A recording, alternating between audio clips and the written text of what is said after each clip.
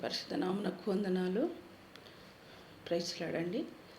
కొద్దిసేపు దేవుని వాక్యం ధ్యానించుకుందాం. దానికన్నా ముందుగా ఒక్క మాట ప్రార్థించుకుందాం. పరిశుద్ధమైన ప్రేమగల తండ్రి, కన్న తండ్రి, పరిశుద్ధుడా, నీతిమంతుడా, నిజమైన దేవుడా, ఆశ్చర్యకరుడా, మాకు ఇచ్చిన నైనా కృప, ధన్యత, యోగ్యతను బట్టి నీకు వందనాలు. నీ శ్రేష్టమైన నామమును బట్టి, నీ అమూల్యమైన నామాన్ని బట్టి, శాశ్వతమైన ప్రేమను బట్టి, నాయన ఉచితమైన ప్రేమను బట్టి, నాకు ఇచ్చిన గొప్ప భాగ్యాన్ని బట్టి నీకే వందనాలు, స్తోత్రాలు చెల్లిస్తూ యేసే ఘనమైన నామున ప్రార్థించి వేడుకుంటున్నాం తండ్రి. ఆమేన్. మరి దేవుని యొక్క వాక్యము ఫిలిప్పీయులకు రాసిన పత్రికలో మరి 4వ అధ్యాయము 4వ వచనం మనము గమనిస్తామండి. ఎల్లప్పుడూ ఆనందించుడి, మరలా నేను చెప్పేదను ఆనందించుడి అనే వాక్యంలో చెప్పబడిందండి. మరి దేవుని దగ్గర ఎల్లప్పుడూ మనము ఆనందించాలి, నిత్యము ఆనందించాలి, నిత్యము సంతోషించాలి.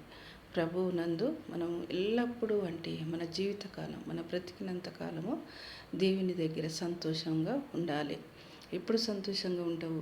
దేవుని వాక్యం చదివినప్పుడు, దేవుని కొరకు మనము కనిపెట్టినప్పుడు, దేవుని కొరకు ఎదురు చూసినప్పుడు, దేవునిలో మన రక్షణ ఉన్నప్పుడు మనము ఆనందిస్తాం, మనము సంతోషిస్తామని వాక్యంలో చెప్పబడుతుంది. మరి అలాగనే 5వ వచనం కూడా మనము గమనిస్తాం. ఫిలిప్పీయులకు రాసిన పత్రిక 4వ అధ్యాయము మరి అలాగే 5వ వచనం కూడా మనం గమనిస్తామండి.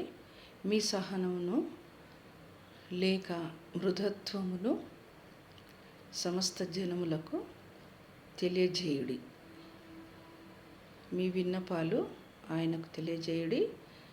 దేవునికి మీరు సమీపంగా ఉండాలి. మనము దేవునికి సమీపంగా ఉండాలని 5వ వచనంలో చెప్పబడుతుందండి.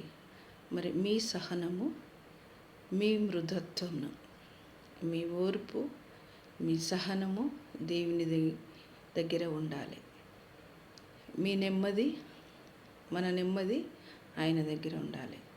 ఆయన మనకిచ్చిన సహనం, ఓర్పు, సమాధానం దేవుడు మనకు దయచేస్తాడు. మృదుత్వమును అంటే మంచితనము, మనలో మంచితనము ఉండాలి. సకల జనులకు తెలియజేయాలి. మీ విన్నపాలు తెలియజేయాలి. మన విన్నపాలు, మన ప్రార్థనలు, మన మనవులన్నీ ఆయనకు తెలియజేయాలి. మన సంగతులన్నీ దేవునికి తెలియజేయాలి. మరలా దేవునికి మీరు సమీపంగా ఉండాలి.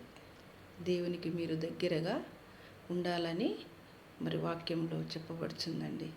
ఎప్పుడు దేవునికి సమీపంగా ఉంటాం మనము?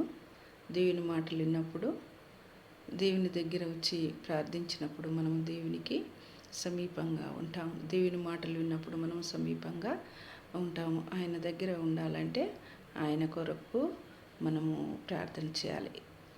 ఆయన యందు మనము భయభక్తులు కలిగి ఉండాలి. మరి యోహాను సువార్త 15వ అధ్యాయంలో ఏమనుందండి ఒక మాట, మీరు వేరుగా ఉండి ఏమీ చేయలేరు. మనము వేరుగా ఉండి ఏమీ పొందుకోలేము. దేవుని ఆశీర్వాదాలు, దేవుని దీవెనలు, దేవుని కృప, దేవుని మహిమను మనము పొందుకోలేము. అందుకు ఆయనకు మనము దగ్గరగా ఉండాలి, ఆయనకు మనము సమీపంగా ఉండాలని మరి దేవుని వాక్యంలో చెప్పబడుతుంది. అలాగనే మరి అదే ఫిలిప్పీయులకు రాసిన 4వ అధ్యాయంలో 6వ వచనంలో, దేనిని గురించి మీరు చింతింపకుడి. మీరు దేనిని గురించి కూడా మీరు చింతింపకుడు. మీ హృదయములను, మీ ఆలోచనలను ఆయనకు తెలియజేయుడు అని వాక్యంలో చెప్పబడుతుంది.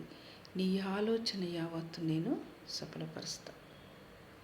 మన ఆలోచనలన్నీ దేవుడు సఫలపరుస్తాడు. మీరు దేని గురించి చింతిస్తుండ్రు? మీ పిల్లల గురించి చింతిస్తుండ్రా? ఉద్యోగంలోకి చింతిస్తుండ్రా? రిటైర్డ్ అయినని చింతిస్తుండ్రా? మీరు దేని గురించి చింతిస్తున్నారు? దేవుడు మీ చింత ఆలోచనను తీరుస్తాడు. ఏనాటి కీడు ఆనాటినే జరుగుతుందన్నట్టు. మనం ఈ రోజు లేదు, ఆ రోజు లేదని అనుకుంటాం, కానీ దేవుడు మనకు ఎప్పటిదప్పుడే మనకు అనుగ్రహిస్తాడు. అందుకే నీ ఆలోచన యావత్తు నేను సఫలపరుస్తా అన్నాడు. దేవుడు మన ఆలోచనలన్నీ తీరుస్తాడు, మన సమస్యలన్నీ తీరుస్తాడు, మన బాధలన్నీ తీరుస్తాడు. కానీ దేవునికి మనము ఆనుకొని ఉండాలి. ఎల్లప్పుడూ మనము ఆనందించాలని మరి వాక్యంలో చెప్పబడుతుందండి. అలాగనే చివరి 7వ వచనంలో ఏముందంటే, సమస్త జనముల కంటే జ్ఞానము మించిన యేసుక్రీస్తు వలన, జ్ఞానము కన్నా యేసుక్రీస్తు వలన మీ హృదయములను మీ తలంపులకు కావలి ఉండాలి. దేవుడు మనకు కావలి ఉంటాడు. దేవుడు మనకు కావలి ఉంటాడు.